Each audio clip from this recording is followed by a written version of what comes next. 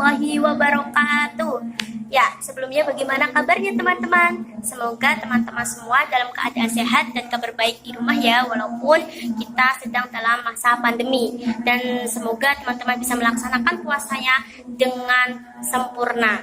Ya, langsung saja kami dari kelompok 6 akan mempresentasikan terkait ujian nasional dan kualitas pendidikan. Dan saya sebagai presentator pertama yang akan menjelaskan tentang definisi dari ujian nasional itu sendiri dan kualitas pendidikan. Apa sih yang dimaksud dengan ujian nasional? Jadi, standar nasional itu adalah sebuah kegiatan untuk menilai kompetensi kelulusan secara nasional dalam mata pelajaran tertentu yang dilaksanakan oleh satuan pendidikan yang berdasarkan atau berpedoman pada standar kelulusan, standar kompetensi kelulusan atau biasa disingkat dengan SKL. Nah, standar kompetensi kelulusan itu biasanya terdiri dari pengetahuan, keterampilan, dan sikap atau biasa disebut dengan kognitif, afektif, dan juga psikomotorik seperti itu. Nah, adapun definisi ujian nasional menurut beberapa ahli, diantaranya seperti menurut Guttom, bahwasanya ujian nasional ini merupakan standar kompetensi dasar, standar kompetensi pendidikan dasar dan menengah di Indonesia. Adapun menurut Tiller itu standar nasional itu merupakan sebuah upaya pemerintah dalam mengukur, dalam menilai kompetensi lulusan pada mata pelajaran tertentu yang merupakan sebuah upaya dalam pemetaan permasalahan pendidikan berskala nasional.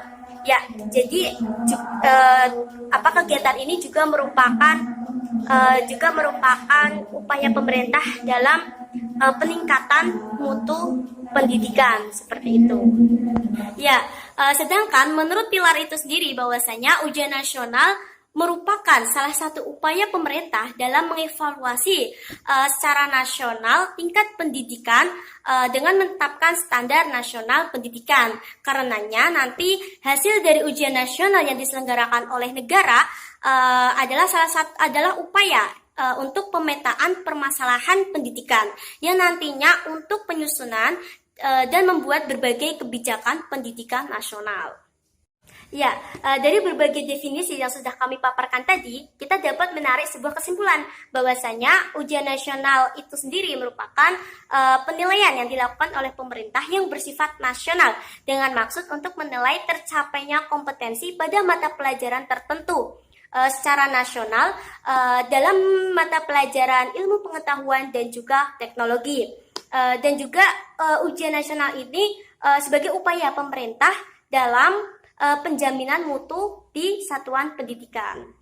Setelah kita mengetahui definisi dari ujian nasional, kita lanjut ke kualitas pendidikan. Jadi, kualitas pendidikan menurut HAR Tiller dan juga Aceh Suryadi merupakan upaya lembaga pendidikan dalam mendayagunakan sumber-sumber pendidikan untuk meningkatkan kemampuan belajar seoptimal mungkin. Nah, jadi kualitas dalam konteks pendidikan ini mengacu pada proses dan hasil pendidikan.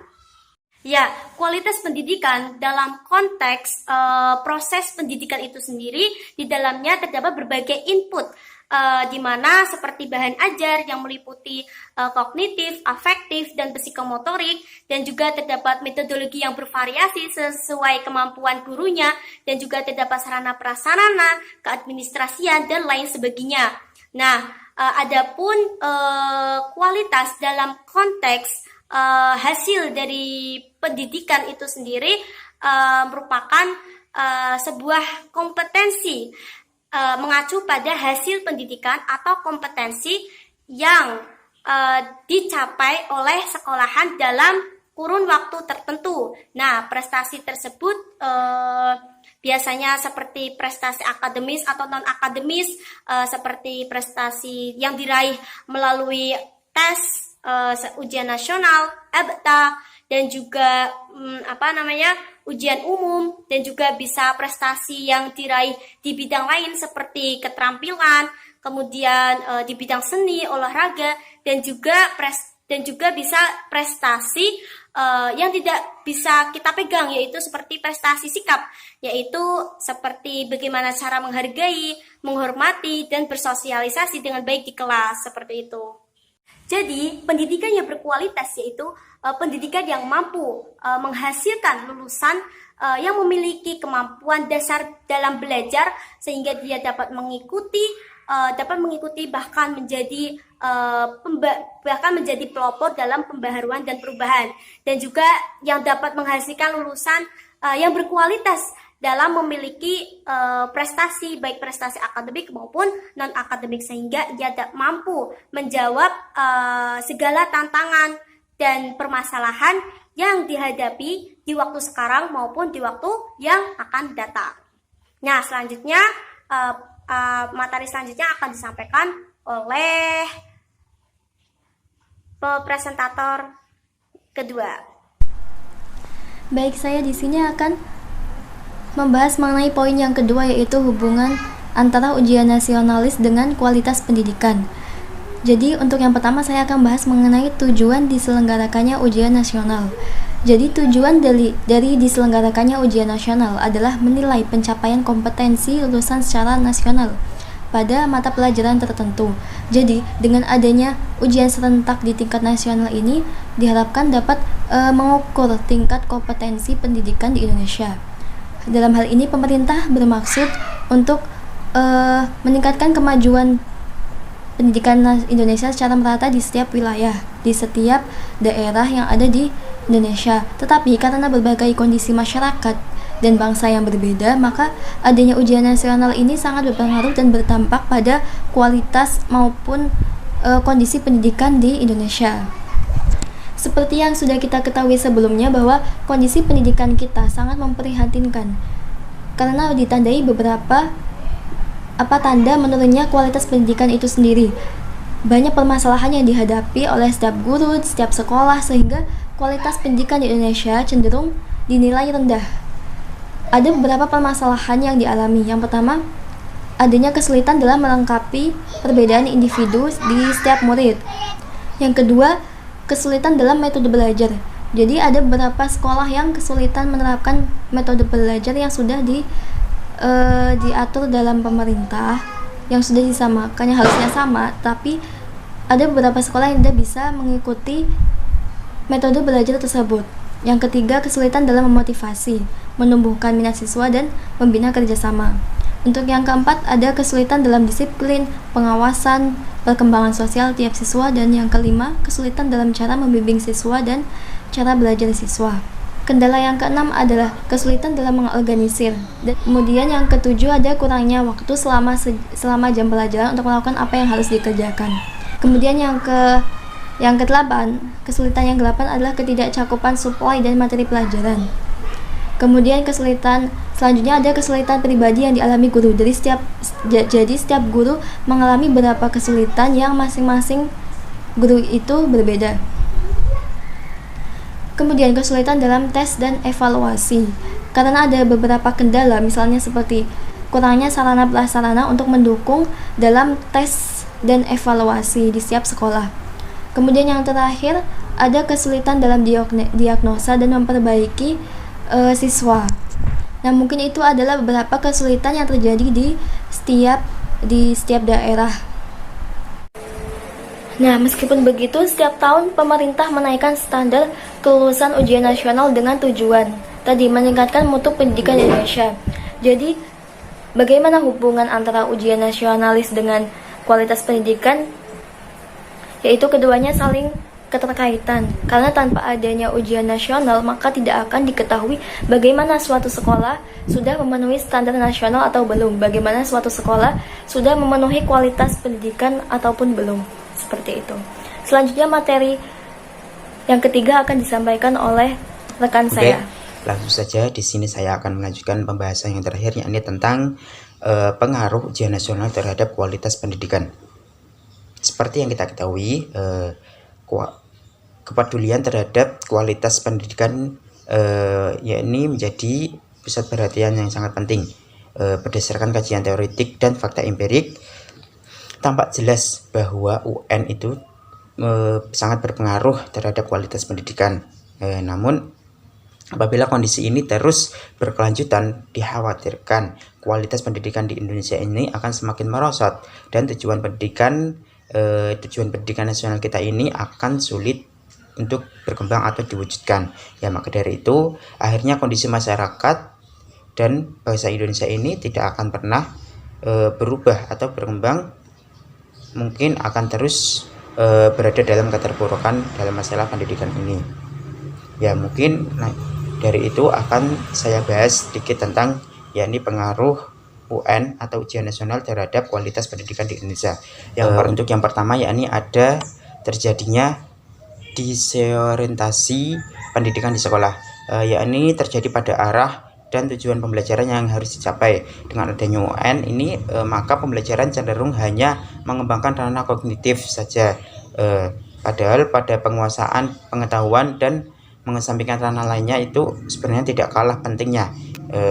Jadi untuk menghasilkan individu-individu yang utuh dan berkarakter, yaitu dengan mempelajari ranah lainnya, yaitu seperti ranah afektif dan psikomotorik. Ya, terus kemudian dilanjut yang kedua ada proses pembelajaran yang tidak bermakna. Ya, melalui mungkin kebanyakan melalui metode drill, yakni mengulang-ulang. Guru itu mengharapkan siswa itu bisa terbiasa menghadapi soal UN. Nah, padahal teknik-teknik dan trik mengerjakan soal yang dihadapi itu sangat sulit untuk dipelajari untuk mengerjakan UN yang dengan waktu yang singkat. Mungkin pembelajaran dengan drill ini tidak dapat mengembangkan kemampuan berpikir siswa untuk memecahkan masalah yang menjadi indikator kecerdasan sebagaimana yang diharapkan dan untuk dicapai melalui pembelajaran tersebut. Oke, untuk selanjutnya yakni yang ketiga ada upaya-upaya yang tidak fair. Ya, tuntutan kelulusan yang tinggi baik terhadap persentase atau jumlah siswa yang dinyatakan lulus, ya, maupun besarnya nilai yang diperoleh oleh siswa mendorong sekolah untuk melakukan berbagai upaya untuk mencapainya. Ya, tuntutan seperti itu mungkin sekaligus untuk sangat berdampak pada terbentuknya citra dan presentase sebuah sekolah tersebut. Ya, kemudian yang keempat yakni ada hanya ranah kognitif saja yang terukur. Ya, seperti yang tadi saya jelaskan di awal. Kondisi seperti ini tuh mungkin akan mendorong para siswa belajar semangat menghafal saja, ya. Kemudian belum lagi ranah afektif dan psikomotorik yang merupakan bagian dan dari tujuan pembelajaran yang sangat penting juga. Maka dari itu juga harus diukur ketercapaiannya dalam ranah afektif dan psikomotorik, tidak ranah kognitif saja. Maka dari itu maka mungkin akan sulit diharapkan dapat diukur dengan menggunakan UN saja, yang sifatnya massal dan dilakukan dengan waktu yang sangat terbatas atau singkat. Ya, maka dari itu akan mungkin berakibat pada pembelajaran di sekolah yang hanya mengembangkan kecerdasan intelektual sementara, ya, kecerdasan lainnya seperti multiple intelligence gender, ya, mungkin itu tidak akan mendapatkan perhatian yang memadai. Kemudian yang selanjutnya yang kelima yaitu ada keputusan yang tidak fair, ya. Tadi yang keempat yaitu ada sebelumnya upaya-upaya yang tidak fair, kalau ini keputusan yang tidak fair.